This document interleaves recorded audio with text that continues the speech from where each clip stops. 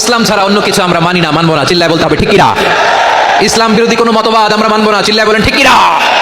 ইসলাম আছে, ইসলাম থাকবে। যারা ইসলামকে মাটির নিচে গেড়ে ফেলতে চায় ওরা জানে না ইসলামের ধর্ম কি। ইসলাম চারা বীজের মতো, ইসলামকে জমিনের ভিতরে গেড়ে দিতে চাইলে এটা শাখা প্রশাখা নিয়ে আসমানের দিকে উপরের দিকে উঠে যায়, চিল্লায় বলেন ঠিক কিনা। এজন্য আল্লাহর হাবিব বলেন 6টি মৌলিক কর্মসূচির সারমর্ম হলো ইসলাম। হাদিসে সাইয়েদনা জিবরাইল আলাইহিস সালাম বিশ্বনবীকে বললেন, ও নবী আপনি বলেন তো ইসলাম কি। ইয়া মুহাম্মদ আখবিরনি আনিল ইসলাম, ইসলাম কারে বলে আপনি বলেন। আল্লাহর হাবিব বললেন 6টি মৌলিক কর্মসূচির সারমর্ম হলো ইসলাম। এক হলো তুমি সাক্ষী দিবা আল্লাহ ছাড়া কোনো ইলাহ নাই, মুহাম্মদ ছাড়া রাসূল নাই, তিনি আমাদের রাসূল।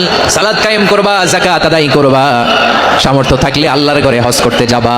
এই 6টা কর্মসূচির সারমর্মের নাম হলো ইসলাম। তাহলে ইসলাম কারে বলে বুঝতে পারছেন? তাহলে 10 নম্বরের 1 নম্বর আমরা বুঝে ফেলছি, ইন্নাল মুসলিমিনা ওয়াল মুসলিমাতি। আল্লাহ বলেন মুসলিম পুরুষ এবং নারী আমার কাছে প্রিয়, যারা আমি আল্লাহর আদেশের সামনে নিজেদেরকে সুপর্দ করে দেয়, সারেন্ডার করে দেয়।